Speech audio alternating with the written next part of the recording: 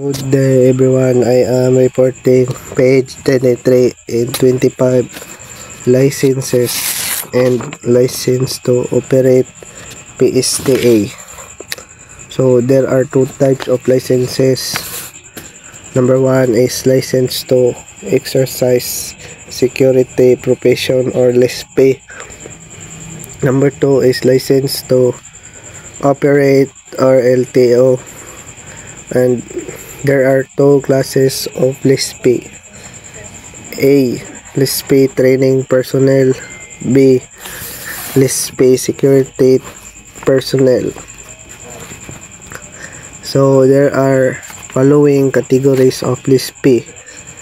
So the LSP is private security training agency personnel. A. Training director. B. Training officer. C. Training instructor. So sa LSP security personnel kay nasa private security agency personnel. 3. Company guard force personnel. 4. Government security force personnel. So category of requirements. Number 1, training instructor. So ang requirements niya kay holder of bachelor's degree, a graduate of PLTP training instructor. So sa training officer kay ang requirements kay holder of bachelor's degree, a graduate of private trainers for security profession course or PLTP training officer. So number 3, training director. Ang requirements niya kay at least 25 years old, holder of bachelor's degree, a graduate of security profession training management seminar administered by SOSHA PLTP training director. Next is part owner of a company or in case or of a juridical entity holder of at least one share of stock with voting rights. Next is license to operate PSTA. So kuan ang only Filipino citizen can operate.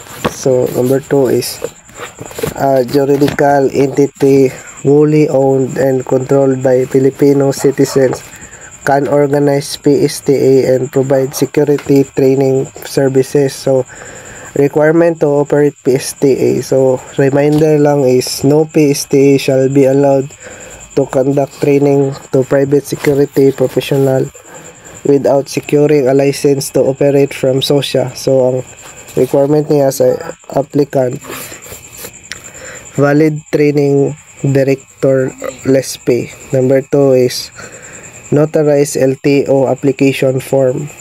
So sa A is for sole single proprietorship certificate of business registration issued by DTI indicating the name of applicant with valid training director LSP as owner proprietor. So sa B is juridical entity. So nakapunta siya sa legal certificate of registration issued by SEC Cooperative Dev Authority or equivalent government agency indicating the name of applicant with valid training director LSP as part owner or holder at least one share of stock with voting rights. So sa C is for government entity. The law highlighting the provision of its creation or establishment. So dito sa baba is requirements sa financial. So dapat bank certification, statement or treasurer certificate indicating at least 500,000 pesos of available funds. And next is bond with coverage amount of at least 50,000 pesos. So sa staffing naman is ang LSP of the required PSTA staff at least 1 training director, 1 training officer, and 3 training instructor. So mga na po ako report. Thank you everyone for listening.